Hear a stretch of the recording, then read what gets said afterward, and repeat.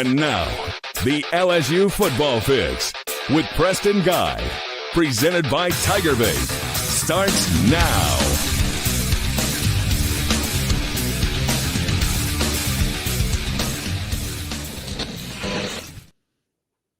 And welcome in to your LSU Football Fix. I'm Preston Guy, staff writer at TigerBait.com. Join with me as always each and every Monday night at 8 p.m. on the TigerBait YouTube channel and Facebook page is Zack, Nagy, publisher at Sports Illustrated's LSU Country. Zack, what's going on, man? Not too much. Trying to take it all in. It was a pretty rough weekend out there in Tuscaloosa, of course, but here we are. We kind of knew what the result would be going into it. Now we're kind of just picking up the pieces and trying to navigate these last couple of games of the season, figure out this coaching search and move from there. But, oh, man, it's been a rough stretch, a chaotic stretch. We're getting towards the finish line, and we got a lot to talk about in regard to the coaching search and this last weekend and what's ahead for this team. So we got a lot to talk about. Excited to jump into it. Well, guys, you had a new AD, you had a new head coach, new offensive coordinator, even had a new quarterback, but it was the same result this weekend. Guys, for what seems like the 100th time this season, LSU's defense and Blake Baker gave you every opportunity to win the game. LSU's anemic offense, poor blocking, repulsive red zone performance really thwart those efforts in a big way. Guys, team failed to score a touchdown. You have yet to score 25 points in an FBS game this year. That's a miserable stat right there. And hence LSU's $60 million investment into self-nuking almost all of the leadership in the entire program. Well, let's talk about it. At least we can watch our favorite ESPN games on YouTube TV, right, Zack? Man, that is just the icing on the cake of this fall, man. Like, Preston and I were texting earlier this week, guys, and it was just this weekend, actually, just talking about what's the kind of move now that we're stuck with no YouTube TV, man. It's crazy.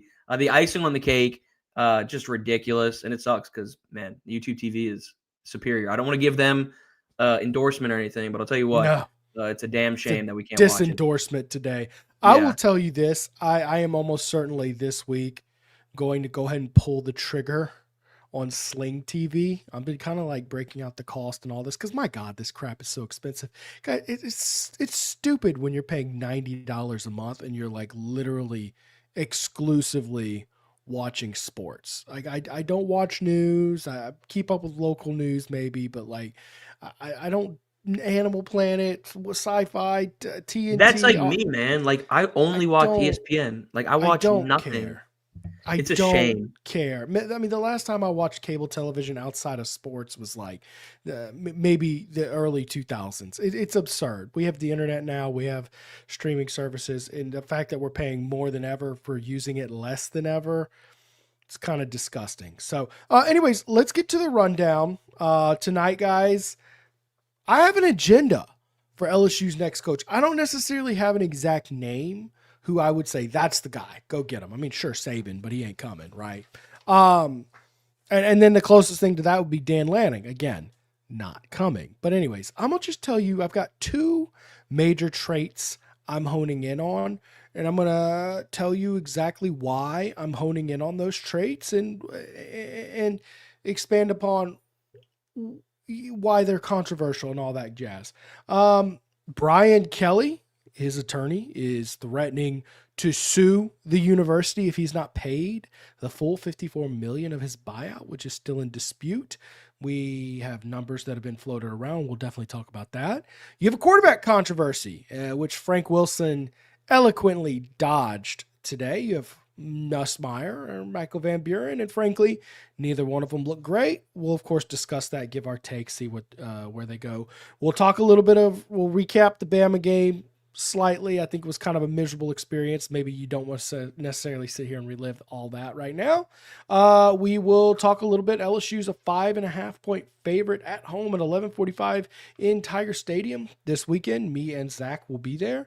And of course, guys, the coaching search continues. I'm working on a hot board 2.0 for the coaching search at TigerBait.com. I'm going to tell you a few of the names on there. Of course, the hot board 2.0, I think that's always the good one because you put out your first coaching hot board, you're just instant reaction. You haven't had time to digest. At that point. Right, that's what I'm saying. You're just spitballing. And I was looking at some of the names on our hot board. I'm like, Jesus, really? The Memphis coach, Ryan Silverfield? I mean, nobody's mentioning him. But anyways, that's instant reaction. That's how it works. I think this second one's going to be a real good one. With that being said, I do want to get a quick ad break in before I tell you my agenda for this coach. Because my agenda is to keep this show rolling. And of course, we've kept this show rolling for its 5 years in operation through our title sponsor, Celebrity Theaters, guys. They're Louisiana's only locally owned and operated theater.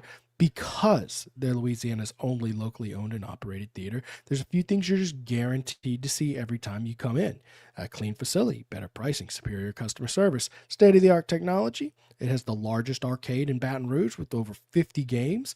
Guys, they got a bar featuring wine, beer, frozen drinks, oversized leather reclining seats, and of course the Dolby Atmos 3D sound system, and it's complete with the largest screen in Baton Rouge. I actually didn't know that. It's the largest screen in Baton Rouge. Guys, they do weekly promotions, making it affordable to come and be a patron all throughout the week. Senior Savings Day on Monday, Bargain Tuesday, College Night, half-priced arcades on Wednesday, and of course Thirsty Thursday.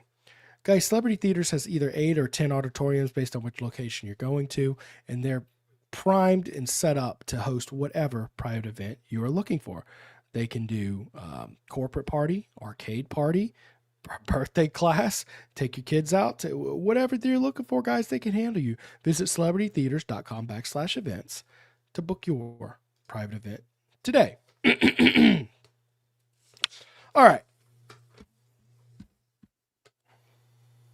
Guys, let me get to some comments. Before I start yapping my mouth. I always have all this stuff prepared for y'all. I forget about the people who make this show possible. Let's see here. James Sells, here we go. The sky's not falling. I mean, it's not, correct? No. I mean, look, man, LSU's got a big ugly pimple on its face, but it's got to clean it up. You know what's hilarious, Zach?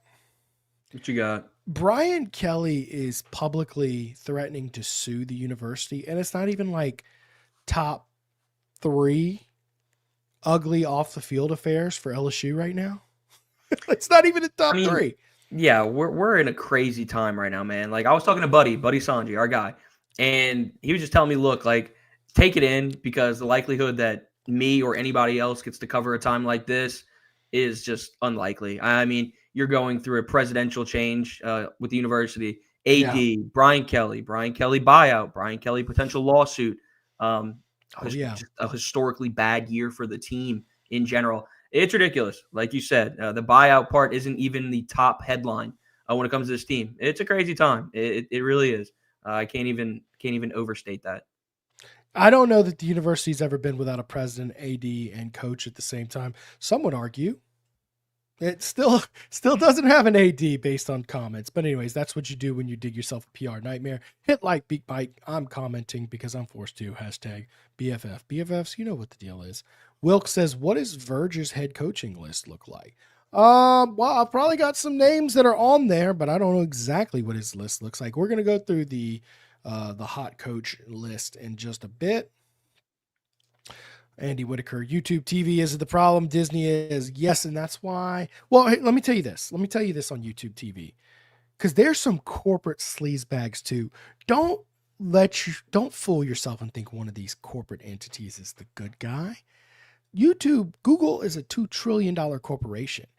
Why is it that they're offering a paltry $20 discount? That was ridiculous. For missing, I don't know, ABC, ESPN. You guys, everybody's sitting there watching your cable broadcast because of ESPN and all that jazz. You're going to give them $20 off. You marketed yourself as the sports watchers program. By the way, your service started at $35. Yeah, sure. If you were still paying $35, $20 would be a very appropriate discount. About 40%. Sure. Okay. But let's top that off. Not everybody is automatically getting opted in either. Okay, I like how you went to the next comment. Not everybody's getting automatically opted in to that comment, right?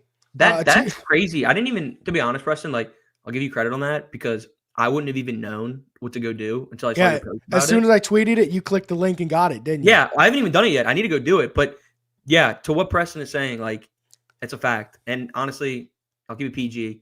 A little frustrated on that. Oh yeah, it's sleazy. It's sleazy as all hell, man. Oh look. Hey, here's the thing. Let me put it back. You have no problem when the rate goes up to automatically do that without getting manual consent. Well, sir, the rate's going up $22 this month. Are you sure you want to? No, you're fine. But then when it goes on the other side of the coin, you want to flip the conversation and you want to say, no. Well, we don't know if they actually want this $20 rebate or not. We need them to manually opt in. I know some users got it automatic, some didn't. What? It's garbage. Just automatically give everybody $20 off. You don't have to pay Disney for their services. So people who don't opt in, you're just going to take that $20 that is supposedly going to pay for the Disney services and you're just going to pocket that, Google? Really? Guys, no one is the good guy here. They're all the sleaze bags. They're all the bad guys. They're all the cartoon villains you grew up watching. They're all Lex Luthor, guys. Everybody is. It's Lex. There's no Superman, just Lex Luthor. Anyways, all right. You want to pull up that comment and read it, Zach? Go ahead. So, since Nussmeyer's regressed this season, what's his draft stock? Feel bad for him. I mean, I think a lot of people are going to have mixed opinions on it. He's obviously dropped significantly from a guy who was a first-round top 10 projection to where we're at now. And I feel for him. I mean, I feel for Garrett Nussmeier. I don't think we'll see very many quarterbacks like Garrett Nussmeier in the future with the way that the new NCAA landscape is, where guys are hopping out left and right and entering that portal.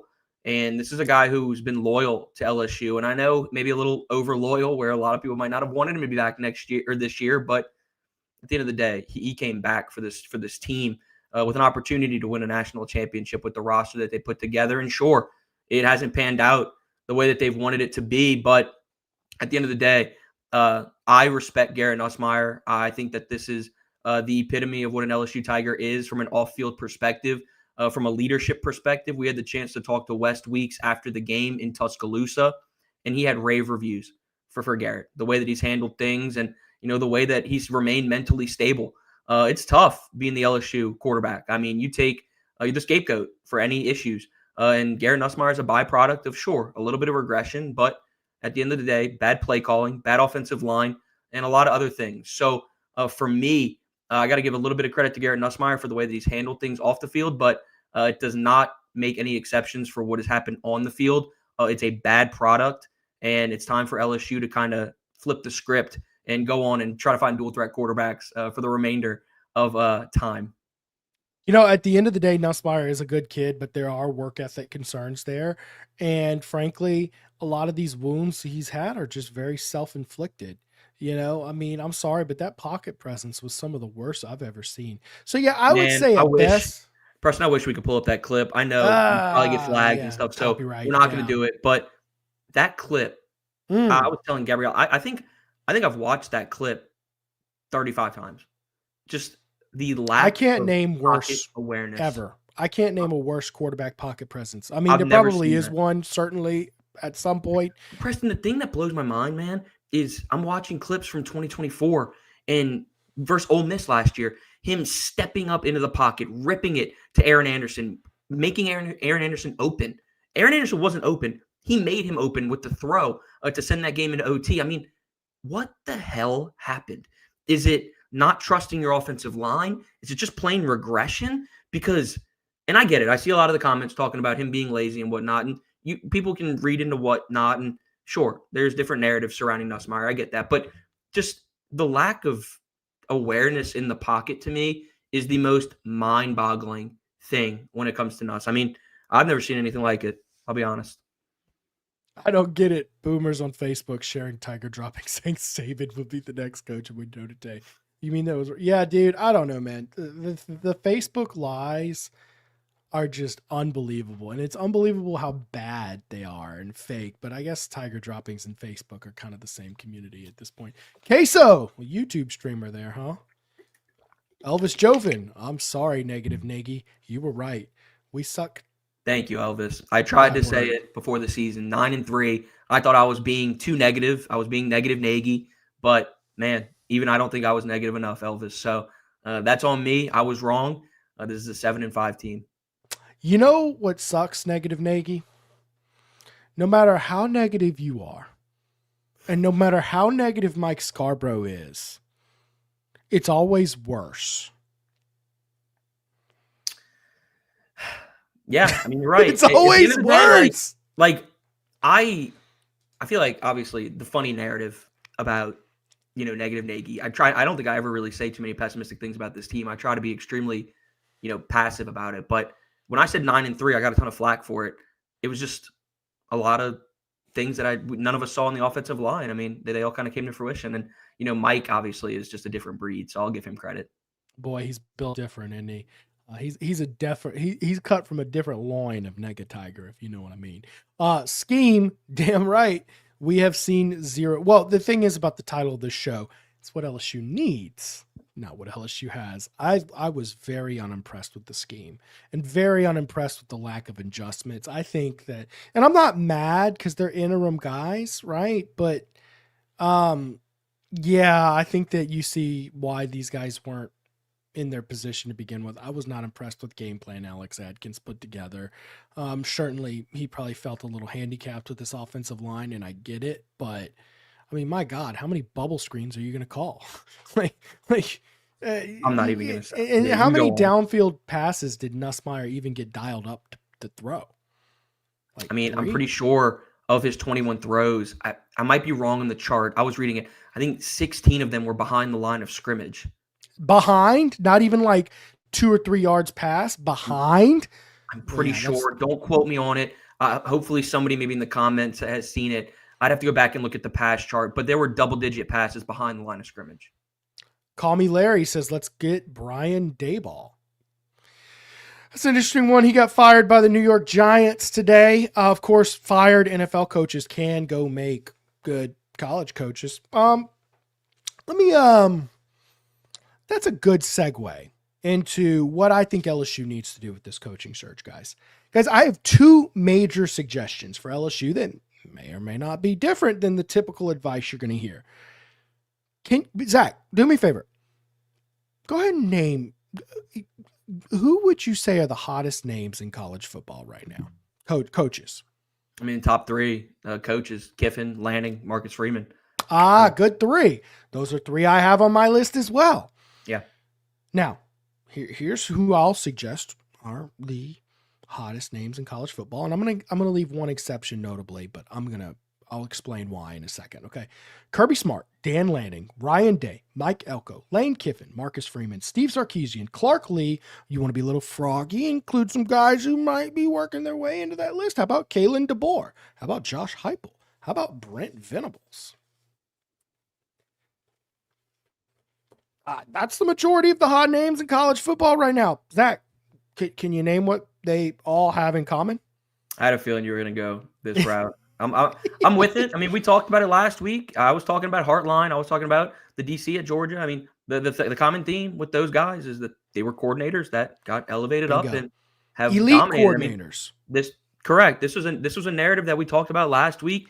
I tried to do a little bit of research. You obviously went and did yours. I mean, for the most part, yeah, these guys have all kind of burst on the scene. Yeah, I like that narrative. Continue with what you're saying. I like it. Elite experience as coordinators, respected experience as coordinators. They are tacticians by nature who have either remained heavily involved with scheme or they've transitioned to more of a managerial role, but they still have the ability to identify who can run scheme and all that jazz and step in when needed to help out. There's one notable exception, one very, very notable exception, and that's Kirk Cignetti. But Kirk Cignetti, frankly, he's 21-2 at Indiana. Have you Googled him? He's very, very, he's the exception to a lot of rules. Okay. Anyways, I think I would not be doing my fair. I think I would be too slanted if I didn't drop his name as the exception here, guys. But I don't think it's sheer coincidence that in this new era of football, we're seeing a bunch of scheme tactician guys take over. Guys, in this era, recruiting, motivation, roster management, guys, it's all heavily motivated by what, Zach? What can one thing remedy all those issues? Money. Moolah. Money. All that to say, I think the days of a position coach coming in and being a motivator, recruiter, leader, CEO type, if you will, I think they're kind of over. I believe you need a tactician to win. You need a tactician at the helm to win consistently. And let me explain why, guys. And I'm going to go down a level here. I'm going to talk about high school football. And one thing that really stood out to me this summer, I watched Evangel coach Denny Duron, a guy who won a national championship at the D2 level as a quarterback for Louisiana Tech, a guy who's been around one of the winningest programs. He hasn't been the head coach the whole time, but he's won a lot with Evangel, okay? And one thing I found very interesting as he was coaching his 7-on-7 game, he was coaching his coaches on how to coach just as much as he was coaching his players. Guys, great coaches develop great coaches. That's why you see coaching trees so much. The Saban coaching tree, the Belichick coaching tree, the Kirby Smart coaching tree. That's why that is. And it just really stood out to me. I think when you're taking the model of relying on a defensive head coach and an offensive head coach, that's literally what Ogeron called it, by the way. It's not necessarily a strategy I'm in love with. We saw how that worked out. Brian Kelly could not step in and coordinate an offense or defense well. And what happened? Ogeron, he got stuck with a pair of mediocre to stinker coordinators in his last 2 years, and he sunk with the ship. Les Miles, when he had bad coordinators, although Les Miles made good coordinators and brought them down because he liked to fiddle a little too much with his boring paint drying offense. But that being said, Les Miles, albeit had notable experience at Oklahoma State, he wasn't like this very respected elite. He had limited Power 5 offensive coordinator experience. And of the three I'm mentioning, he's probably the best play caller. Anyways, point being, when you do this philosophy and you don't have a head coach who knows X's and O's, at least on one side of the ball, you're too reliant on elite coordinators. Zach, what's the average tenure of a coordinator in college football? That's a good question. I mean, it can't be that long, huh? 2 years? Yeah. It has to be like 2 years max, because either they're good and they get promoted or they suck and they get fired. You know, like it's very short. Your head coach also has a silly short tenure, much shorter than it should be. But again, that's why my thing with Mike Denbrock, and I know, again, far-fetched, it's in the past. There was a comment from Dane earlier. He's spot on. What Nussmeier's done in the past is history. So I'll take that on the chin. But, you know, when we're sitting here talking about guys like Mike Denbrock, I know he's in the past for LSU, but this is a guy who knows his role, and he's been great at it at OC, and he's done it for a long time. He's an outlier. So, yeah, you know, to see that walk away, I don't know. I mean, it's tough. I think he's a little old to be taking that new role on. He might not want it. I'm not talking about now, per se. I'm just talking about, like, in the past, he had opportunities to be elevated and go elsewhere, but he remained as an OC and did what he needed to do there. I don't know. It's an outlier. I got to throw this one in here. I want Nagy as head coach and Preston guy as OC. Why does he get to be the head coach, though? Never mind. Guys, ultimately, though, we saw the fate of LSU's last three coaches. The coordinator sunk the ship. Ultimately, if your head coach can coordinate an offense or defense, it will always serve as an insurance policy. Eventually, every head coach botches a hire. It's inevitable. Your head coach should be able to fill in and provide, at a minimum, average coaching at that spot. Brian Kelly, Les Miles, Ed Ogeron, limited experience in this department. And they all suffered their fate because of it. So my point, guys, go hire a tactician. Secondly, and I cannot emphasize this one enough, how pertinent it is to hire the right coach, regardless of his timeline. This is not 2021. In 2021, there was only 4 teams going to the playoffs. There's lots of really good coaches who, like the number 5 team in the country, number 6 team, number 7. You get what I'm saying? Now you have 12 teams in the college football. So the landscape has changed. What does this mean? This means that if there's a coach doing good enough work to be deserving of leading one of the premier programs in college football, he will likely be helping his team make the playoffs, whether that be NFL or college. It's just good coaches go to the playoffs. If you want a good coach, you probably need a coach in the playoffs. Probably. I'm not saying there's no good coaches who aren't in the playoffs, but a lot of good coaches will be in the playoffs. Okay. This means, and this comes with a very dire downside here, but hear me out. If you hire a coach who's in the playoffs, he will very likely miss your portal window, January 12th through the 16th, and he'll very likely miss signing day, December 3rd. Don't fall for that trap. Hire the right man to lead your program. Rosters are temporary, but your head coach is the identity of your program. No recruit is worth the future of your program. So in short, here's my advice to LSU. Identify the best tactician you can find for LSU. Make him an offer. Don't take no for an answer. Bring him in on his timeline. Let Frank and Austin work the portal and take it on the chin for a year, guys. Go play with the kids and coaches who want to be here next year. I don't think that's a great strategy for winning within a small, finite timeline, but it is operating your program as if to compete for a championship in the near future, not settling for the man in charge. And you know what? Go out there, get your guy, and start building for the future. That's my take. Let me ask you this. We talked before about, let's say, elevating the coordinator elsewhere and doing what you need to do there.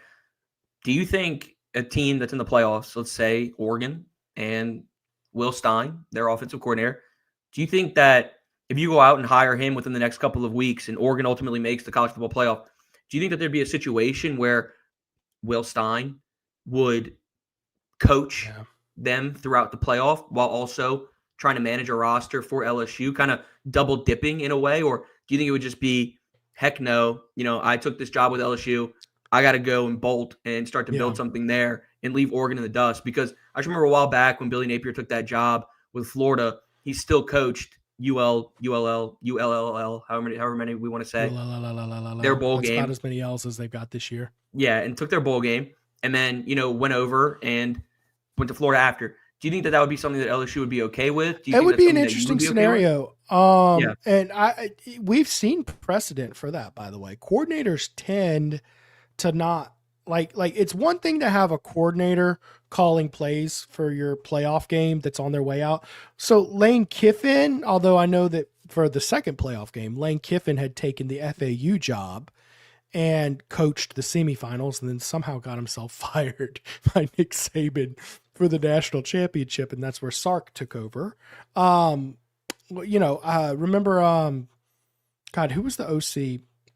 Matt Canada. He was at Pitt. Yeah. He took the OC job at LSU and then called plays for that. So there's precedent of that. Obviously, this is a slightly different scenario. I just feel like when you have somebody like Austin Thomas on staff, who's just like a roster, and I know, you invested in the portal and you might not have gotten that ROI, that return on investment per se, but from a talent perspective, if you didn't have the transfer portal guys on this roster, I'm not sure. I would argue, yes, that's what should go down if you take the coordinator, especially if you go the coordinator route, is yes, he should double dip. Okay. And yes, you will have the interim coach running things, just like Brian Kelly was hired at LSU. Now that was my other, that's the point that I was hoping that you'd bring up. Yeah. So he was hired, but he was just in the booth talking to the broadcast, during the bowl game and let the interim do his thing. But of course, Brian Kelly left Notre Dame behind. As soon as he got the job, he was on the plane and he was out of there. I mean, it was just a complete abandonment, but they weren't in the playoffs, right? So of course, I think with a playoff, I think it would be a tall order. And I don't know that I would necessarily be super nuts about a head coach taking the LSU job who would want to abandon his team in the playoffs. Like, take the job, double dip, call a recruit here or there, but let Frank and company run the recruiting as the interim and say, look, man, we got so-and-so coming in, and let me tell you, he's just going to be great. You going to love him. You know what I mean? Like, just do it like that. Make it work. It's going to be janky. You're going to take it on the chin if you take my advice.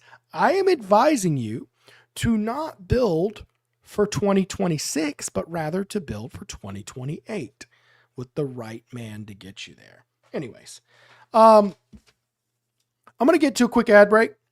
Got plenty of more topics to discuss, and then we're going to get to more comments. So I think we'll let comments, and typically what I try to do is let your comments dictate, how sexy I'm going to get into with my topics. Like your comments will guide me to the bullet points that I have. So anyways, LSU has a lot of work to do, guys, to get themselves wired for success. But you know who's wired for success today? Dykes Electrical, guys, the official electrical company of TigerBait.com. Dykes, guys, whether you need lights on Tiger Stadium, just a humble little TigerBait studio, whatever you may need, Dykes is wired for success. And guys, don't forget, Dykes can do outdoor lighting on your house and home, where whether you want to go purple and gold for Saturdays for the games, or if you want to do green and red and have pre-built in permanent Christmas lighting on your house, Dykes can set that up. I've got some pictures I'm going to tweet out that's really cool of how they can do outdoor lighting on your house. And you want to do Christmas. Hey, look, my Christmas lighting this year is going to be a disaster because I've got a baby who may or may not be coming tomorrow or whatever. Okay. And I'm not doing much in the way of Christmas decorating with a newborn. This is exactly the perfect situation for that. So guys, whether you're looking for a 10-story office building, they can wire that. 200 square foot warehouse they need wired out, they can wire that. Expanding your existing commercial building, they can wire that. Changing out a breaker, whole electrical panel, or just a receptacle in your home or office, they can wire that.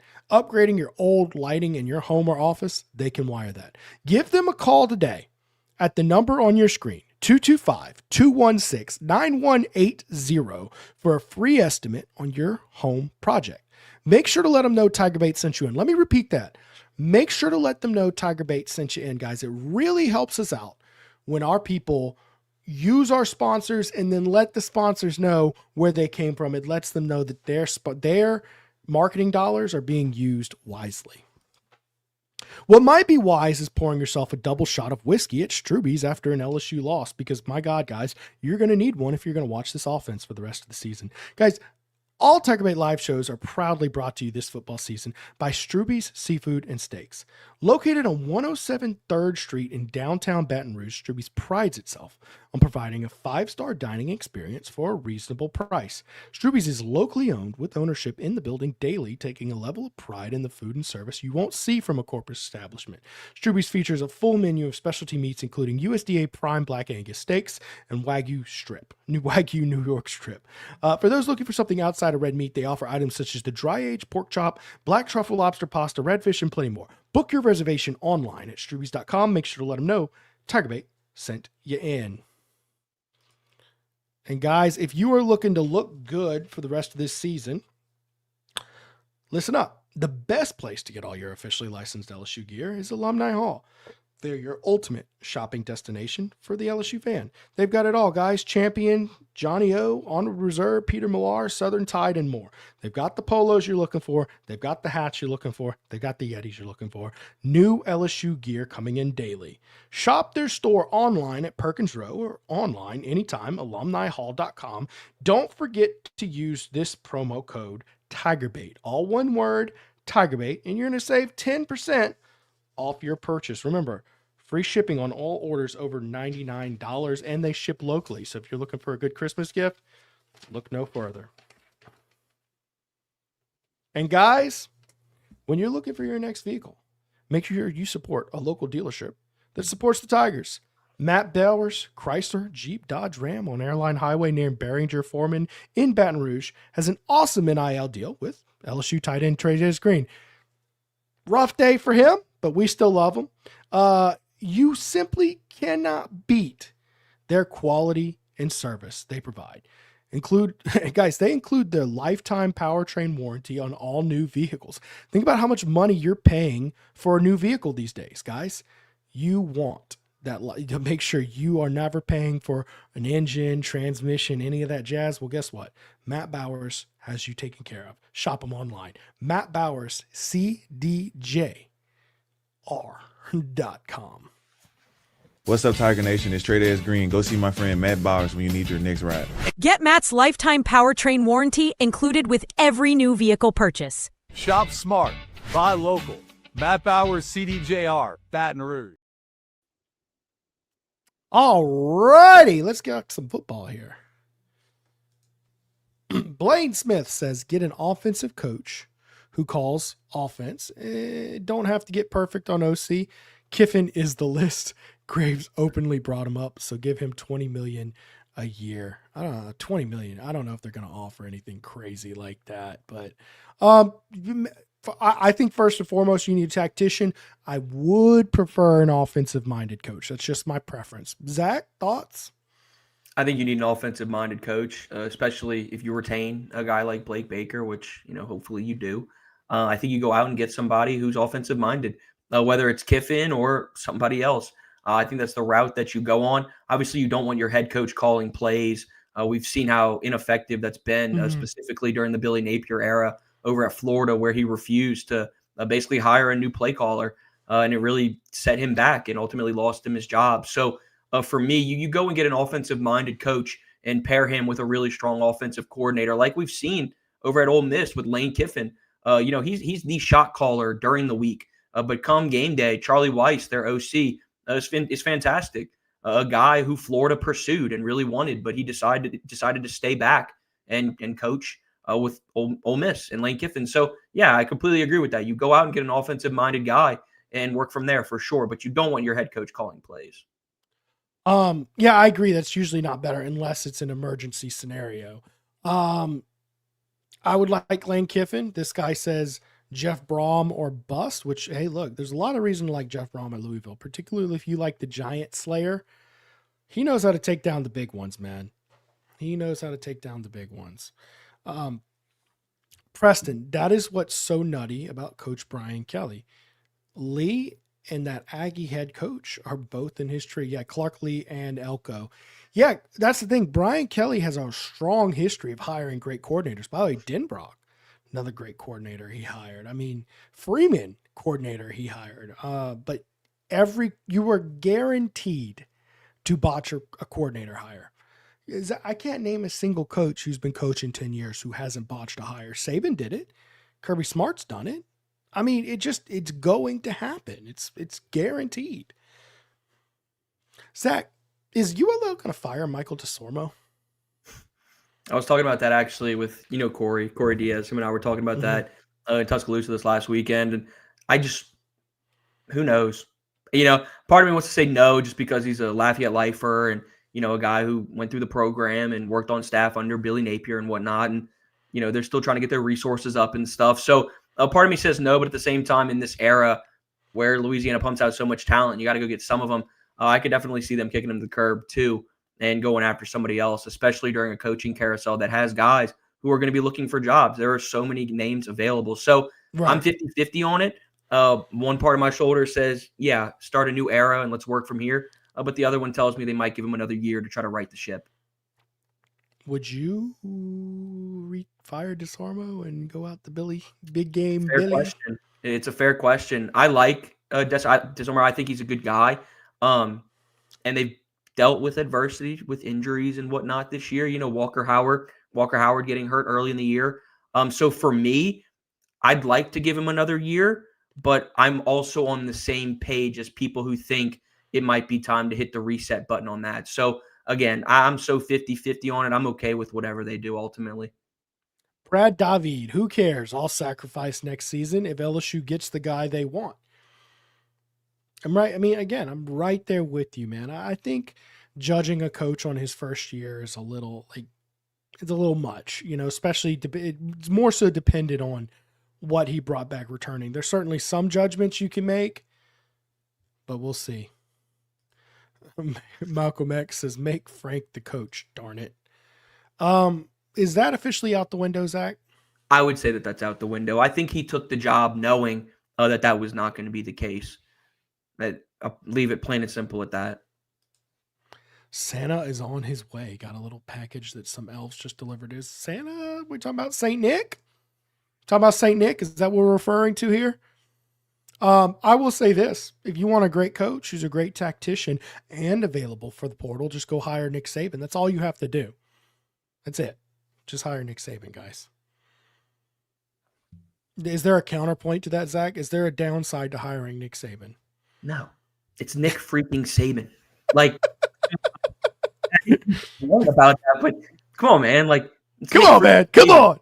If you can go out and get Nick Saban, and Nick Saban has mutual interest, you go and get Nick Saban. I mean, bottom line, this is arguably the GOAT. I mean, I'm younger, so for me, he's the GOAT. But obviously, other people are gonna have opinions on that. And no, he's the GOAT. Unquestionably. Yeah, I mean, I'm open to it. But Bear Bryant had 185 players on scholarship. Go get out of here.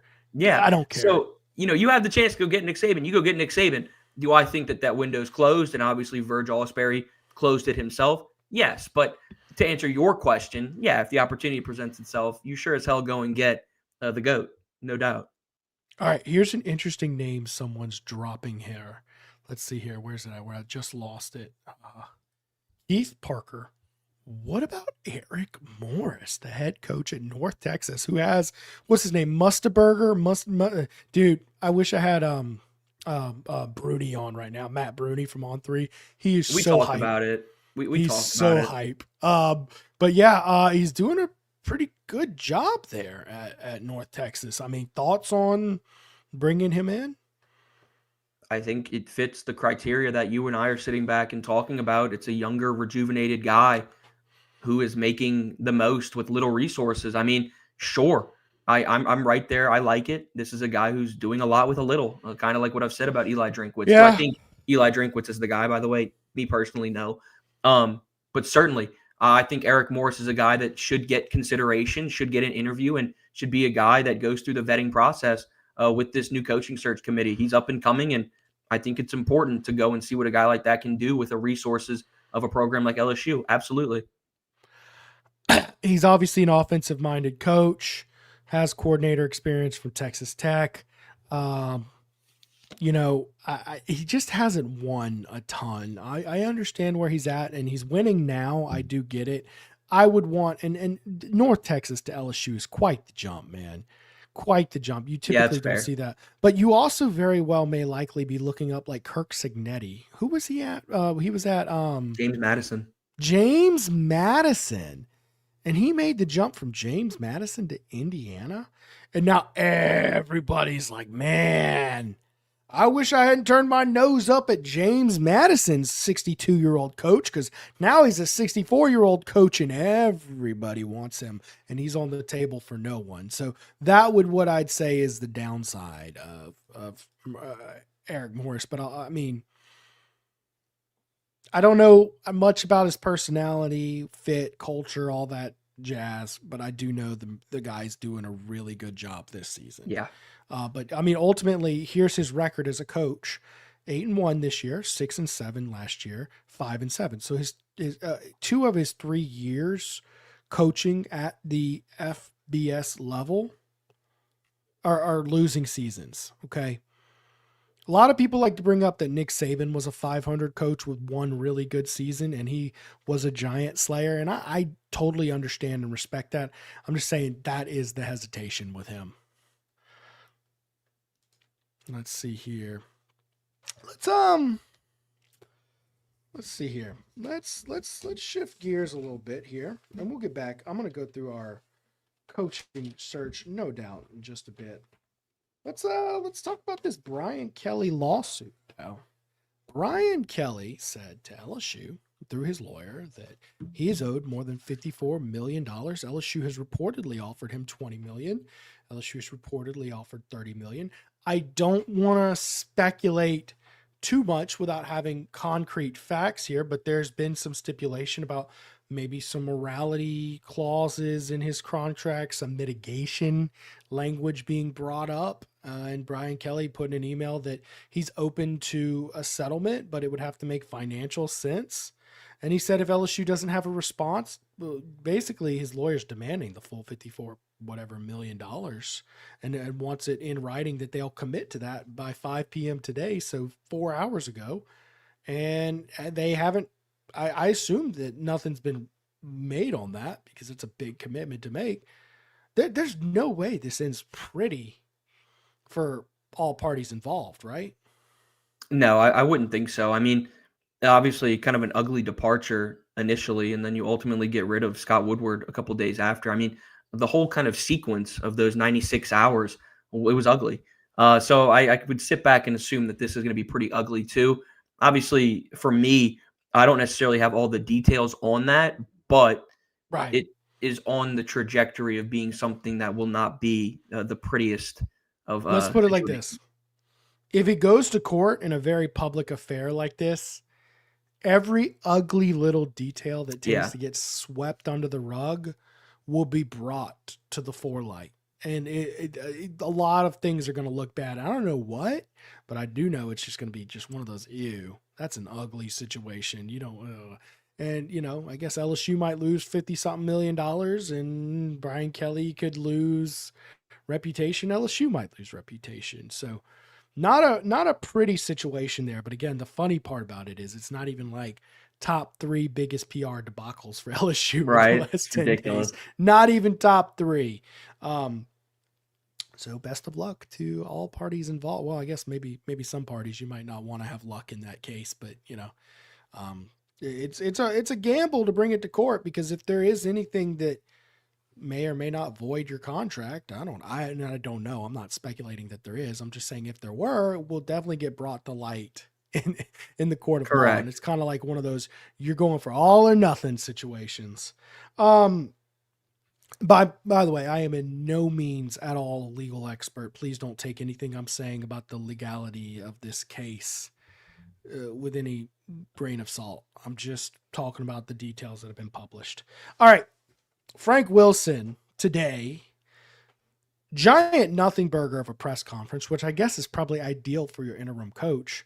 But boy, if Nussmeier could dodge a sack the way he dodged a question about his starting quarterback today, maybe he wouldn't have gotten benched this weekend. Zack, what would you, I mean, Michael Van Buren, neither quarterback looked great this weekend. What direction would you go, Van Buren or Nussmeier moving forward? I think we kind of hit on it a little bit earlier in the sense of what I had to say about Nussmeier, an LSU lifer.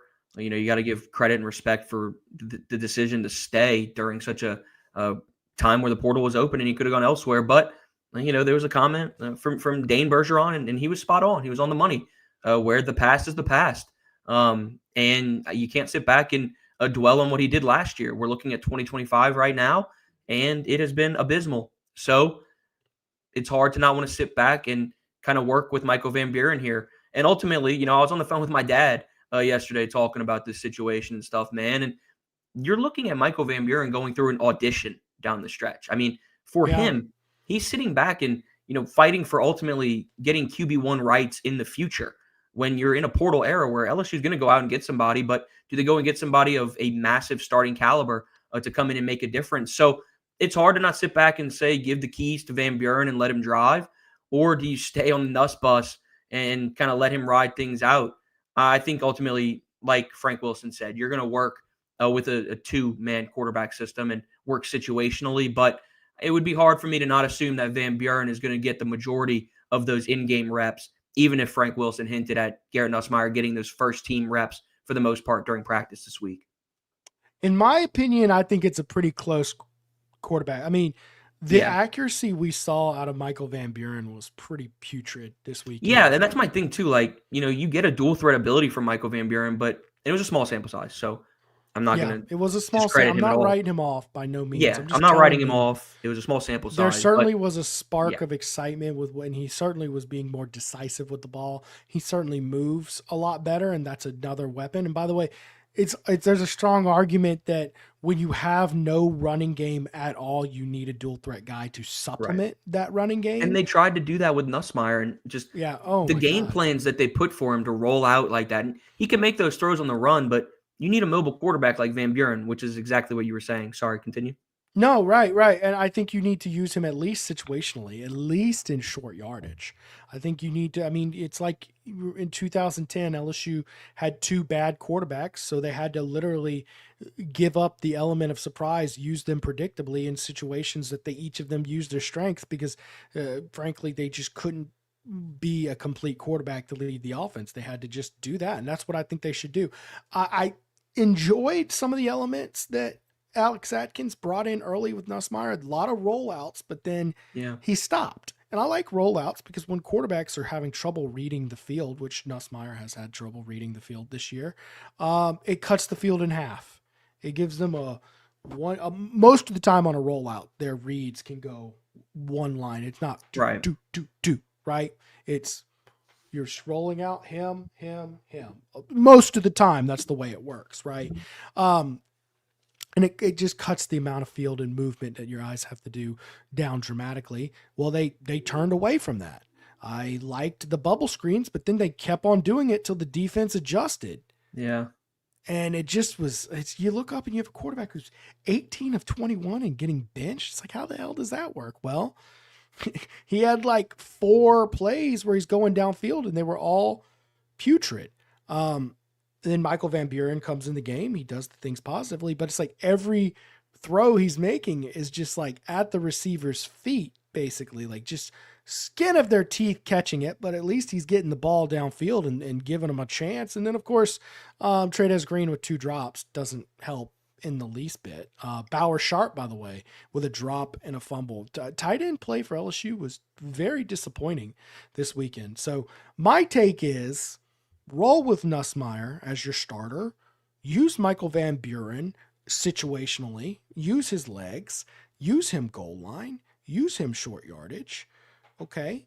And have certain packages. Okay. This personnel package, this is going to be an MVP package. Fits his strengths better. Use this package, Nussmeier. Who gives a crap if you're predictable? You haven't scored 25 points this year. It can't hurt.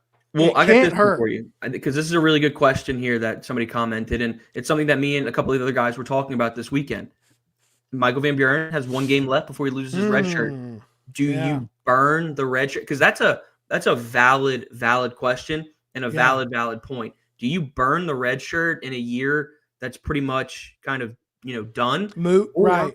Do you sit back, kind of what I was saying before, where this is an audition, this is a tryout for him. Yeah. He's trying to, let's say, maybe earn a big time role in 2026 here. This is an audition. So do you let him ultimately burn that red shirt, or do you say, you know what, we told you that we'd let you red shirt. This is the deal here. Continue to sit back and learn what you can and work from there. What would be your perspective on that?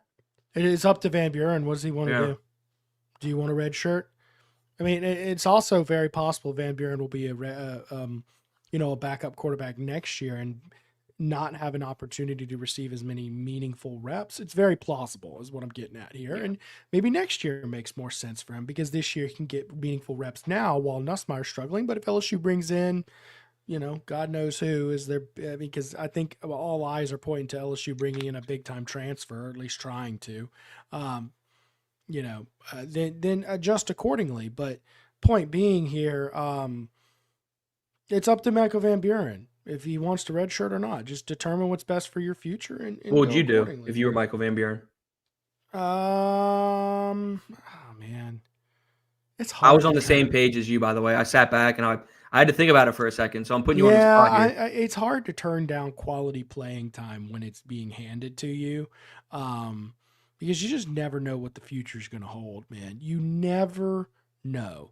Who knows? You could be Miles Brennan and turning down quality, good playing time, and then who knows what you might lose that opportunity forever. God forbid, by the way. You could be But Garrett Nussmeier, where it's hard for me, and of course it could be. Yeah, I mean Garrett Nussmeier turned down the bowl game start to have this 5th year. He probably regrets that at this point. That's But what I you was get what I'm saying, saying. hell yeah. It's hard for me to turn down the known quantity for the unknown quantity. You Valid. might also go pro. You might also go pro early and not need it. So again, it's tough, but it's up to him, man. It's up to him. How much does he value this quality reps he could be getting down the stretch? We're going to talk a lot more coaching candidates. We're going to get to your names. I am going to get to one final ad break here. I promise we're not going to take super long here to get to it, but I am obligated. I have a contractual obligation to go through my ad breaks here. And if not, I'll have quite the buyout to dish out. So we'll be right back after that. And we're going to talk. We're just going to go in the head coaches. I've got some names on my board. We'll at least talk the names. Let's put it like that. Let's see here. Guys, one thing we try to do with all our TigerBait sponsors is partner with locally owned businesses we've experienced firsthand and we can endorse to provide an outstanding experience to our listeners. Capital City Grill fits that role perfectly. They're located on 100 Lafayette Street in downtown Baton Rouge. Capital City Grill is your ideal lunch and dinner stop for a casual dining experience. Capital City Grill features a variety of sandwiches, burgers, seafoods, pastas, steaks, and plenty more, with almost everything priced at $30 or below for an affordable experience downtown. Don't forget to celebrate Tigers' win, loss, new coach, whatever it may be, at their Sunday morning brunch, 11 a.m. to 2 p.m. Book your reservation online at capitalcitygrill.net and make sure to let them know TigerBait sent you in. Guys, Genesis of Lafayette really is the premier luxury dealership offering the finest cars and SUVs in the region. Coupled with the best service anywhere, Genesis of Lafayette has a huge inventory of new and certified pre-owned Genesis vehicles. For a truly first-class automotive experience, it's Genesis of Lafayette, 6600 Johnston Street, here to exceed your expectations. Genesis of Lafayette. Shop us online at genesisoflafayette.com or call them 877-856-2961. Let them know that TigerBait sent you in.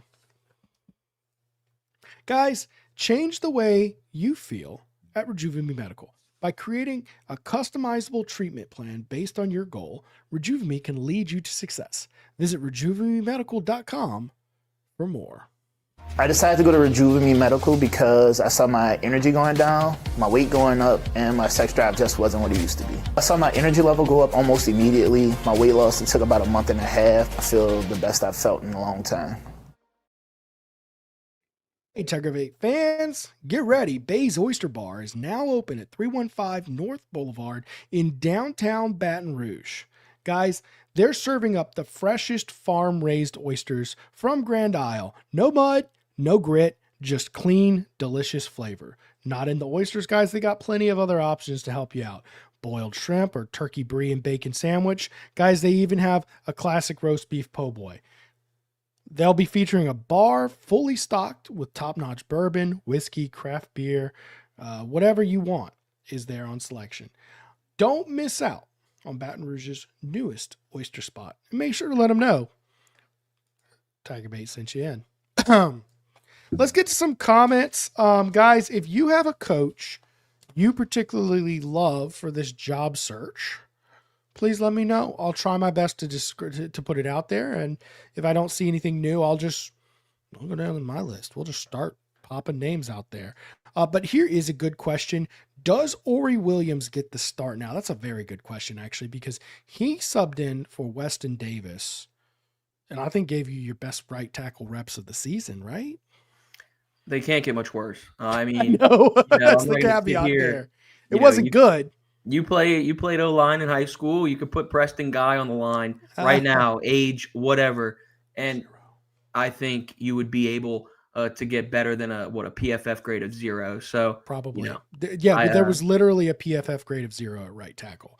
There Preston was. Guy gave up 0 sacks as a senior. Okay, Preston Guy was the 5th best offensive lineman on the 2nd best 1A football team. What was that? 17 years ago. fifth best. Okay. Our running back ran for 3,000 yards. He had the third most single season rushing yards in Jesus LHSA Christ. history. No, it was for real. You should go look up Shane Andrews if you get a chance. He was a freaking dog, man. Anyways, all that to say, yeah, no, I couldn't really do it. But yeah, I mean, I could probably get you a 2 or 3 on the PFF at least. I mean, my God. Let's see here. Bryce Coon says he's redshirting. Well, Bryce, that's probably because you're not very good at football and wouldn't be played anyways. I've seen your tape. Damn. Ain't no way in hell I'm wasting opportunities behind this offensive line. Oh, that's pretty funny, actually. That's pretty funny. Let's see. Give me. There's not that many comments about coaches. Give me 2 or 3 that you like right now, Preston. Give me 2 that might be on the hot board for you when you do your 2.0. Give me 1 or 2. Yeah, Like. let's go ahead and throw some out there. I'm trying to think. I mean, obviously Lane Kiffin is the one you're going to be talking about the most.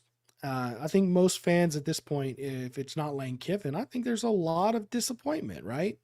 Do you think it's Lane Kiffin or bust for this fan base? You know, we talked about for the this fan last base, week. sure, but I just don't think it's highly likely he comes.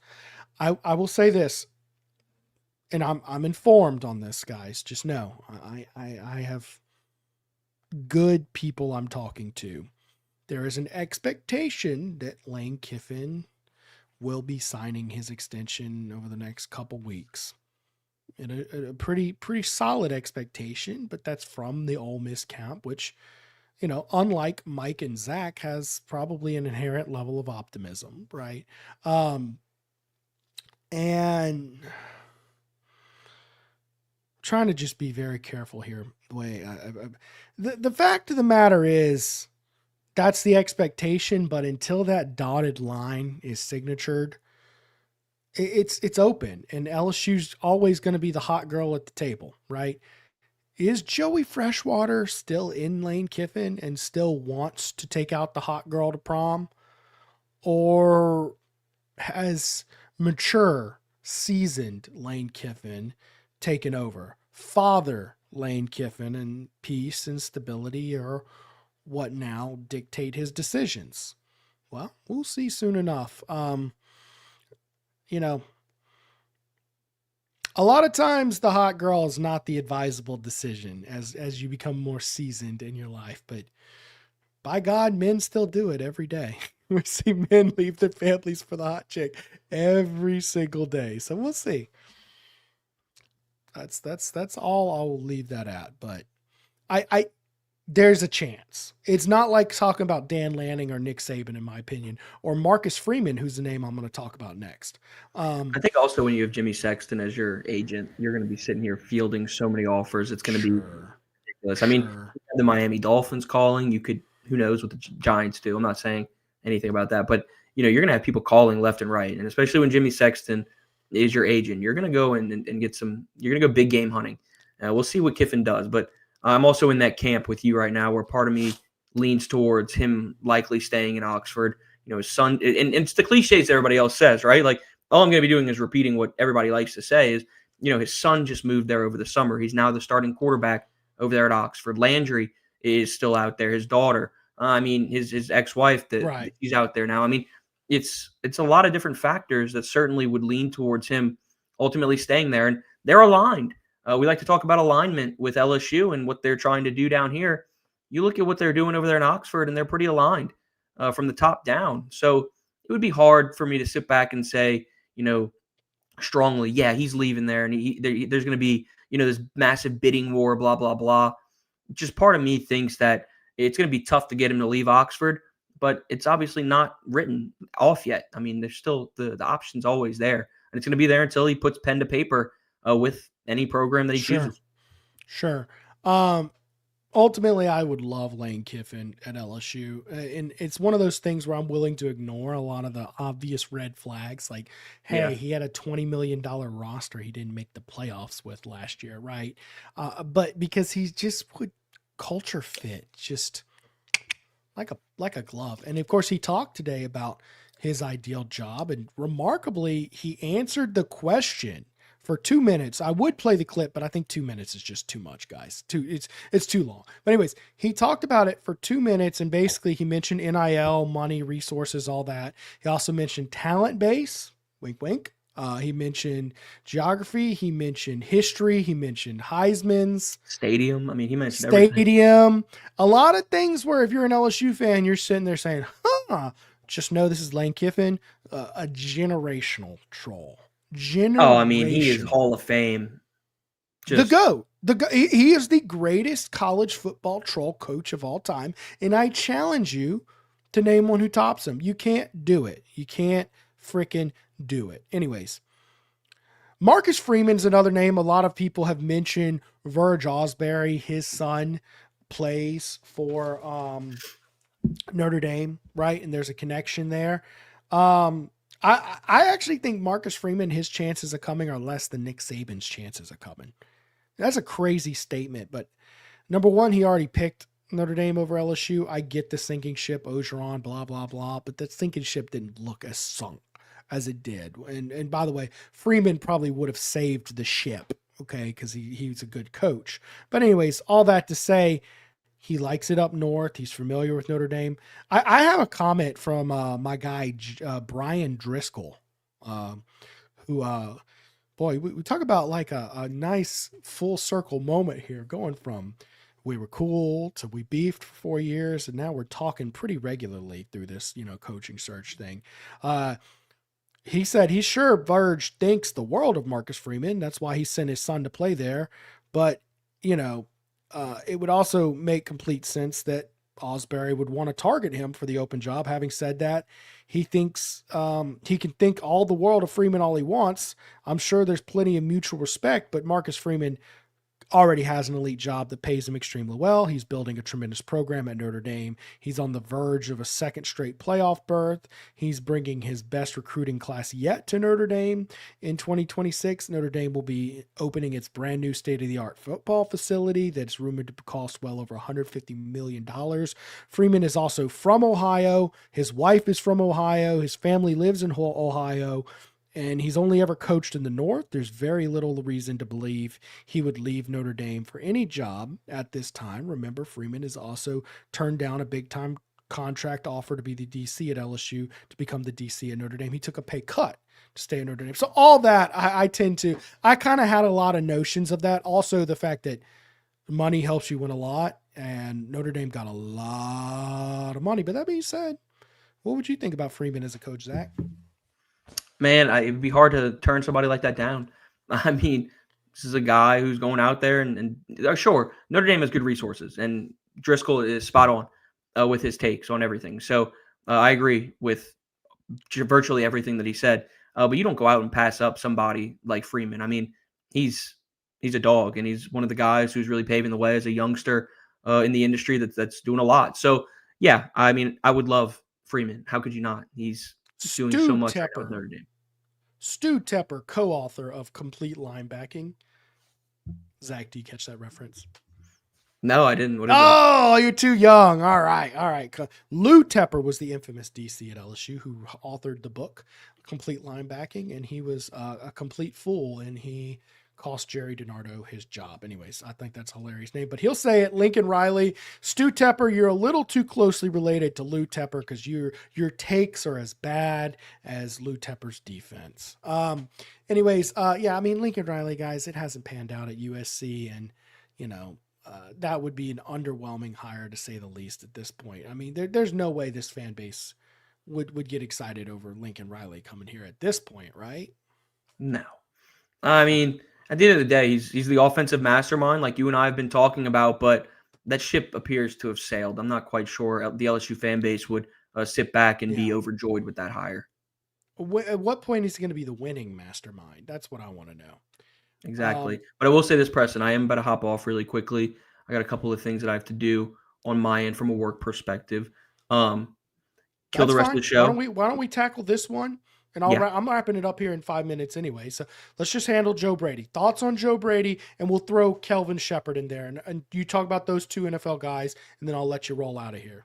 Yeah, I mean, I think Joe Brady is one who's obviously the betting favorite, right?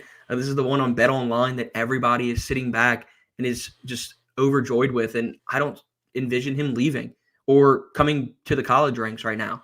So for me, that's a no-go. I agree with that. I don't think it'll be Joe Brady. And the same thing kind of goes for Kelvin Shepherd. I think that this is a guy who doesn't have enough of that experience to make that jump just yet. Sure, right now with the Lions doing great things, but I'm not quite sure that he is the hire. He'll be a candidate, and they'll go through that for him. But for me, I'm just not quite sure that he's the one for LSU right now. And that kind of goes for both of them. From a culture perspective, Kelvin Shepherd is obviously one that gets it. But I'm not quite sure that that's the route that they'll go in this coaching search. All right, Zach, I appreciate you for hopping on tonight. I'm going to let you go. I'm just going to run through a couple names and we'll wrap it up tonight. Okay, so outside of those guys, first off, I would be fine with either one of those. Remember, timeline is going to be an issue, but if they are your guy, then they're your guy. I do have a bit of hesitation, the transition from NFL to college game. You just have different resources, different caliber of player you're working for, which obviously NFL is a higher caliber, more competitive league, no doubt. But a lot of times it could be a little bit easier because free agency, you're going to get a player who can do at least basic skills, where a lot of times, like, look at LSU's offensive line, man. I mean, LSU's offensive line is dog water this year. I mean, it is abhorrent. And it's like, man, in the NFL, you might be able to go out and sign someone out of free agency who can do a little bit better job. There's more quality talent to pull from in the NFL is what I mean. There's just coaching differences. There's motivational differences. There are some differences. I'm just saying that would be the pull there. That would be the downside. Cajun says Freeman would only leave for Ohio State. I tend to agree with that. And I don't know he would, but it definitely seems like it. Let's see here. Joe Brady to the Bengals. Boy, I'd actually like that at this point. Hopefully Joe Burrow is back soon. He's reporting to practice today in a limited fashion, but we'll see here. Scott Ladeau says, no, Joe Brady, no. Lane Kiffin, yes. I also want to throw out with Joe Brady very conditionally why I would take Joe Brady. Very conditionally. If he doesn't demand this giant, huge contract. Because there's also an issue of, does he want the job? Well, sure, you throw $100 million guaranteed at someone, a lot of people are going to want that job. They really just want the payday. And I think that was a big part of Brian Kelly, by the way. He wanted to be at LSU to win a championship, but in reality, look at that contract, and now look at the lack of motivation he had as a coach. He didn't have that just grinder instinct to go out there and make it happen. Okay, he had a lot of lazy coaching, and we saw the result of that. I don't want any such contract for a guy like Joe Brady, who I question their desire to come back and coach college. Now, Kelvin Shepherd, I believe he bleeds purple and gold. He loves LSU.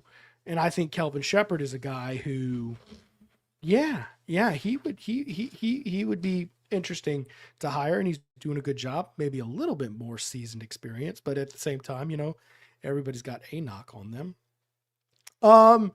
Glenn Schumann, DC at Georgia, is a name to watch. Of course, knock on him is no head coaching experience. He's 35 years old. The defense has taken a step back at Georgia, but a lot of people will point to, well, hey, look at the talent level. I mean, you're just not growing Jalen Carters on trees anymore. NIL has made it tougher. And I get that, certainly even the playing field. I will say it is, you talk about a guy who's been around culture, name another guy with 6 championship rings on his finger. Because Glenn Schumann, as an assistant, has won 6 championships at Alabama and Georgia. The guy, all he knows is championship football. So that is just something to keep an eye on. Eli Drinkwitz. He's, of course, head coach at Missouri. You like him. Good tactician. Good, a real good job in Missouri. But there are questions. I mean, he hasn't beaten. He's 0-6 against top 25 teams in the SEC in his last 6. And a lot of people will point out that a good sign of a good coach is someone who's a giant slayer. Someone who, at a smaller school, can go out and go beat up on a big name school. That's what people liked about Les Miles, because he beat Oklahoma. So people liked about Nick Saban when he was at Michigan State. They didn't win all their games, but they could show up and be scrappy in those tough games. Jeff Brom, Louisville, another giant slayer, guy to like there. Clark Lee, Vanderbilt. That's a guy to keep an eye out. Kenny Dillingham, Arizona State. Very young, very accomplished. Aggressive recruiter, albeit literally recruiting in a desert. It is a desert void of talent and water. Okay, but he's still pulling guys. He's finding he's going to Sacramento State to find what's his name? The running Cam Scadaboo. I mean, my goodness.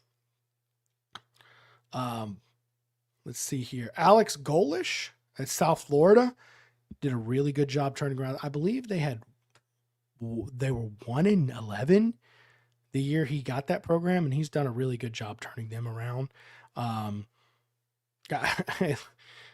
Brent Key at Georgia. That'd be a guy, although he's a 500 coach, most of his tenure at Georgia, and now he's, I think, 8-1 now in his last year at Georgia Tech. But Georgia Tech's played tough against a lot of big teams. They beat Miami last year. They took Georgia to 8 overtimes last year. A lot of people have criticized the talent pool this year.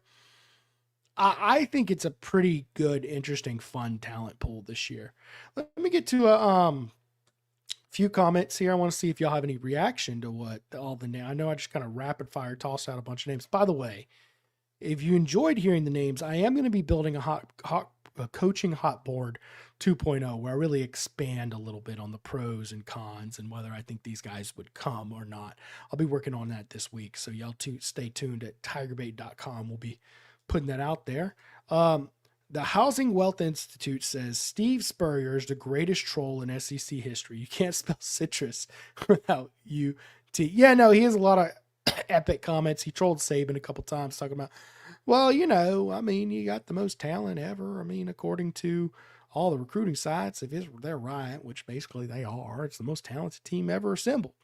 But I guess sometimes the talented team doesn't always win. There's a coaching element. And of course, he was taking shots because he had just beaten Nick Saban. Yeah, I know he's pretty good, but Lane Kiffin's better, guys. Lane Kiffin is much better. Oh boy, 3 names that are most likely to be the next coach. Okay, hear me out. Vegas odds has Joe Brady number 1. I just do not see that being the most likely. Okay.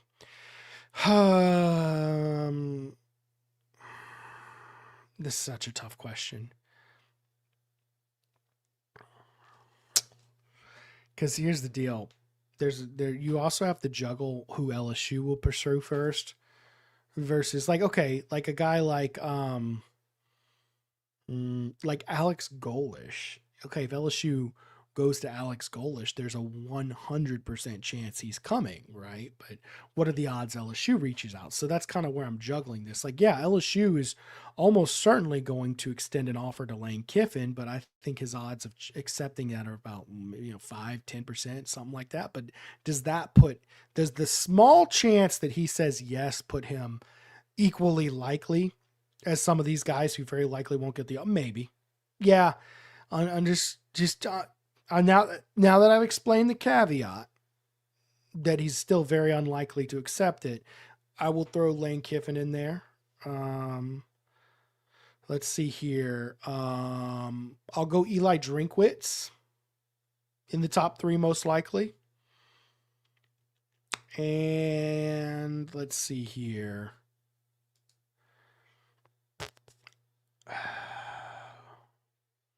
Glenn Schumann, because that's a 100% he'll accept it, and I could really see why Verge would fall in love with Glenn Schumann and his winning culture and all that jazz. So I kind of went on both ends. One guy who's very unlikely to say yes, but LSU's very likely to approach. One guy LSU's less likely to approach, but very likely to say yes there. And then I kind of went middle ground. I'll say that, guys, but the honest truth is it very well likely could be someone nobody's talking about right now. That's what happened last time. Is Brian Kelly came out of just flipping nowhere. So we'll see. Good question, LSU all day. I hope I don't make myself look dumb with that. I think Drinkwitz Cotton Bowl win, doing a ton of heavy lifting. That's a good point. Lonzo Taylor says Kelvin Shepherd. Look, man, I will never say anything mean about Kelvin Shepherd. Cliff Kingsbury, that's an interesting name, but I doubt it. He didn't even work out at Texas Tech. I doubt it. Retread coaches rarely have success. There you go. Dane Bergeron also says Braum, Drinkwitz, and Summerall. Summerall is probably a name. Maybe I should have put John Summerall in my top 3. I just think the big knock on John Summerall, he has no wins over top 20 teams in his time at Tulane and Troy. So, if you want someone who's going out there and beating good football teams, it's not John Summerall at this point. Let's see here. Mike Scarborough for head coach and a Rejuvame TRT cycle. Hey, there you go. Tennis Girl wants to know if DiNardo would come back. I don't know. DiNardo seems pretty comfortable in the Big Ten network over there. I'm going to address this one, Cody L, simply because a lot of people are going to bring up Blake Baker's name. And my answer would be no. His defense has been solid this year. He should be retained as DC. I don't think that he's shown you enough to prove that he could be the next elite head coach. Let's see here. T-Bob. Dane, you just want all your media buddies. So let's see, you've named me, Scarborough, Blake Ruffino, T-Bob, Matt Flynn, all in the last week or so. Boy, we would probably make for a lousy coaching staff. Guys, I appreciate y'all for watching tonight. Y'all make sure to hit subscribe to the channel, like the show. It helps with our metrics, pushing things out there. I will be back for the post-game show this weekend. We'll be in the press box, so it's going to be probably an hour or so, probably 75 minutes after the game is over. We're going to rush on back home, do our post-game show. Mike and Buddy will be live here Wednesday at 6 p.m. So hit that bell, get the live show notifications. We'll be back soon enough. I appreciate all y'all for watching, and look, we'll see y'all soon. Oh, I should mention, I would be expecting 2 good content items from me at TigerBait.com this week. I'll be putting those out there. I'll, of course, be on the website. Y'all make sure to check the website. Y'all can also check my Twitter feed. I'll always make sure to put that stuff out. I appreciate y'all. Y'all have a great night. Thank you so much.